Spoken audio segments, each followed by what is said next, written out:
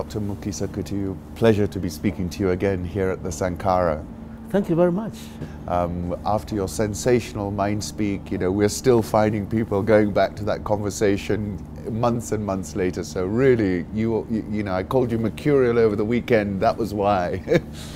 Well, I just had good luck with Sankara last time we met here. No, thank you so much. Thank you, my pleasure. Dr. Kituyi, first of all, let me congratulate you on the extension of your mandate for another 4 years at UNCTAD. And I was reading the commendations, and I'd never read such fulsome commendations from your seniors who were talking about the work you've done, and it's been a singular achievement, and if anyone deserved it, I think it's yourself. So proud to be associated with you, and congratulations. Well, thank you very much. It's also a bit humbling. Before me, there have been two other undersecretaries general of the United Nations, both ladies from Tanzania, and each one of them served one term.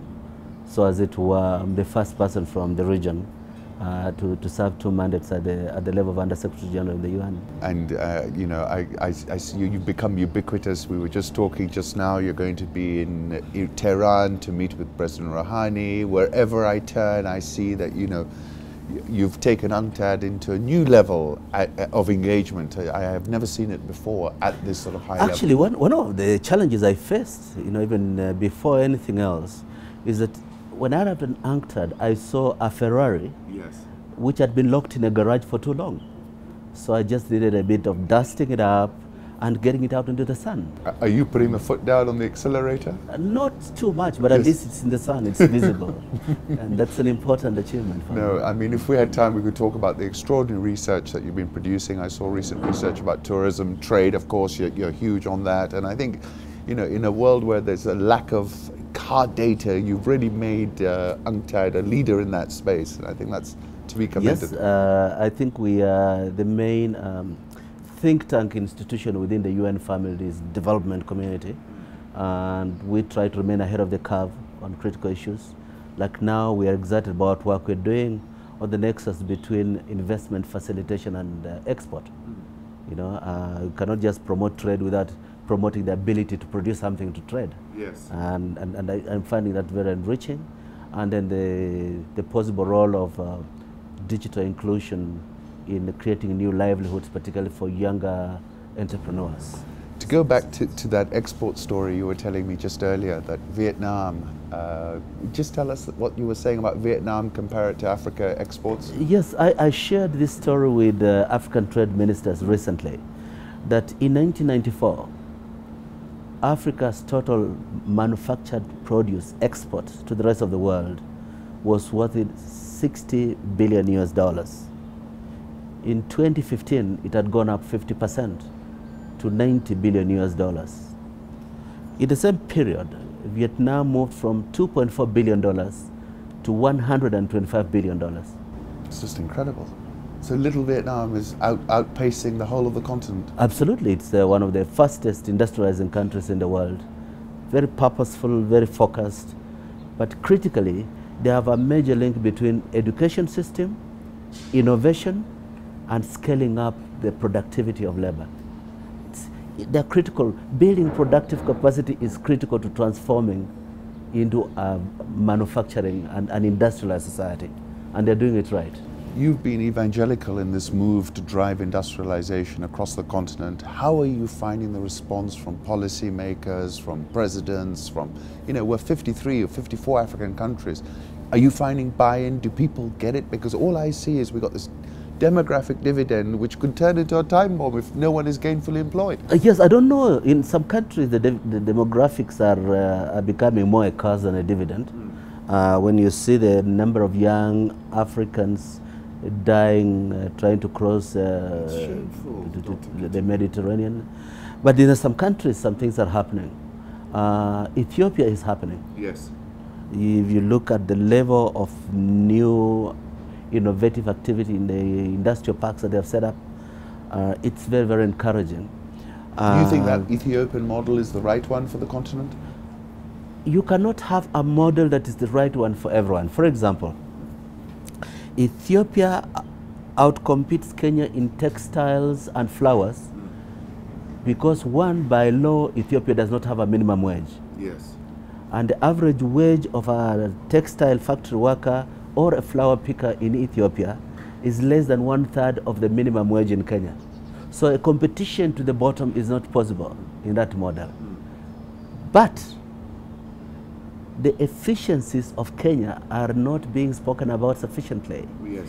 And you have an infrastructure of much more predisposed to the global market than Ethiopia. For example, the main investment you see going into Ethiopia right now is investment which reaps its benefit from export abroad, not making a profit in Ethiopia.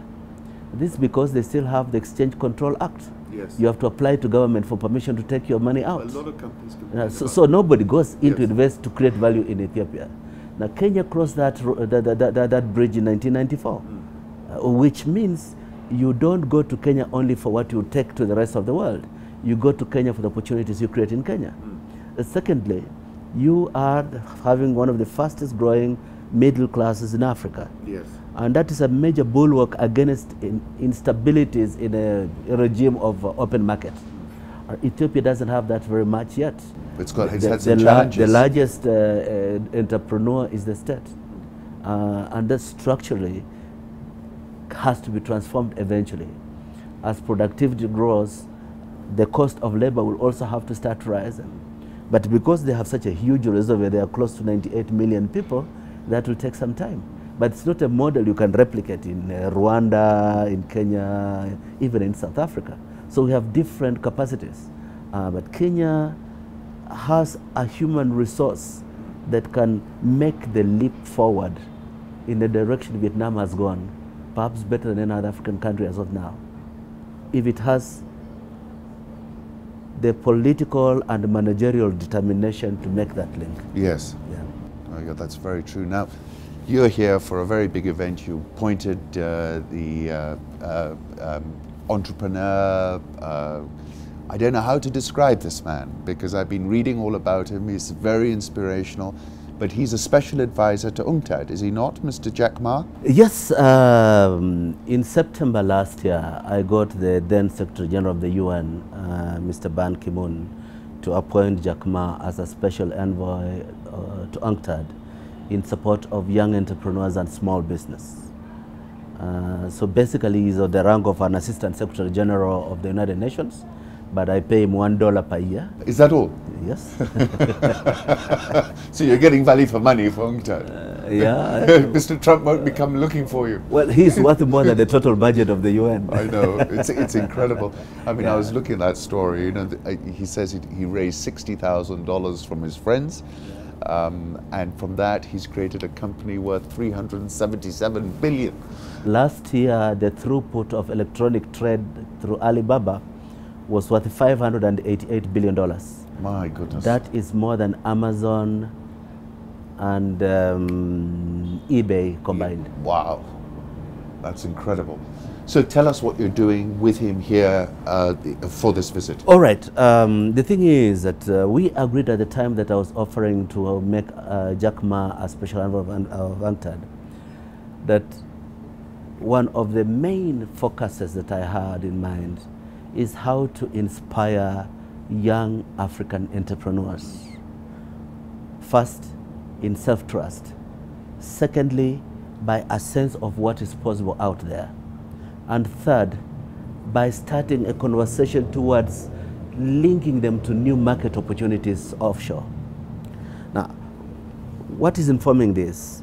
Between 2013 and 2015, global electronic commerce increased from 15 trillion to 25 trillion US dollars. What years how many years was that over? Over 2 years.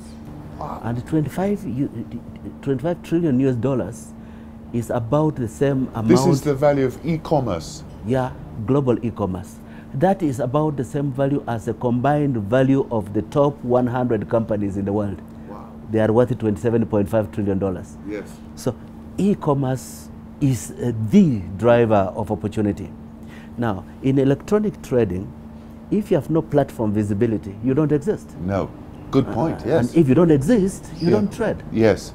Now, if we're talking about the phenomenal opportunities that come through visibility, engagement, and market openings. Yes. We must start addressing different components of that platform.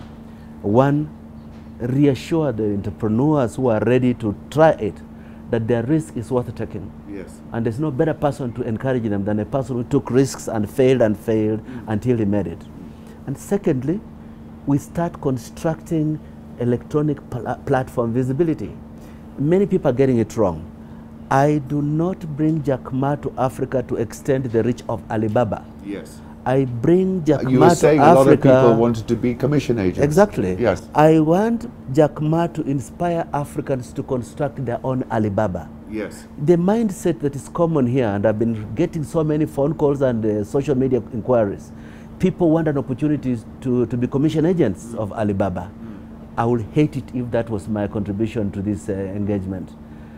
I want African entrepreneurs in Africa to grow value and get assistance to get into other people's markets.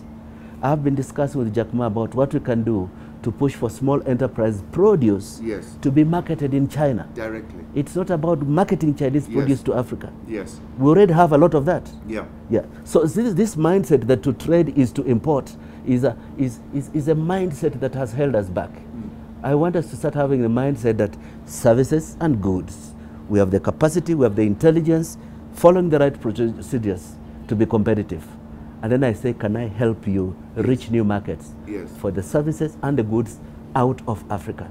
This is the direction I want to go. Now, we are having a day of activity in Nairobi, including a meeting with young netpreneurs at NILAB, a public lecture at Nairobi University, the launch of our 40th global entrepreneurship training program called Ampretech for Kenya at Sankara in the evening. And then in the evening, we fly to Kigali for a meeting with a couple of African presidents and youth representatives from across the continent. This is a meeting I originally had thought of here, but with the rituals of politics in Kenya, it is a bit difficult to arrange it here. But I thought it was important at this stage. One, to get the ball rolling, and two, to send out a message to Kenyans that we don't have to stop thinking economically for us to do politics. Yes, good point. Yeah, we should chew gum and walk up the stairs at the same time. This is a message I want to bring to the people, yeah. You know, I was, just to take on your point about exports, I was looking at the export profile, for example, from Kenya into China. It's negligible, right?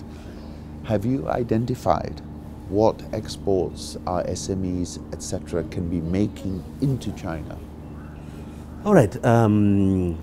When China set itself up as the factory of the world, and then the normal dynamics of capitalism worked, as the economy rose, upward pressures on the cost of labor started rising.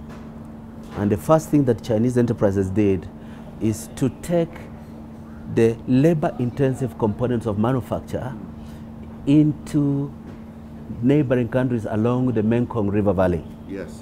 Into Thailand, into Vietnam, now into Myanmar and Laos and Cambodia. Now, the cost of labor in those areas is also rising. Now, my sense is it's got to move. China is exporting a lot of labor-intensive manufactured products, cheap electronics, into a lot of Africa. Motorbikes, televisions, refrigerators.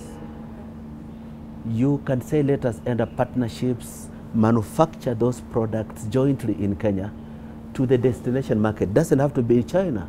It can be the market where the Chinese enterprises were going in the first place.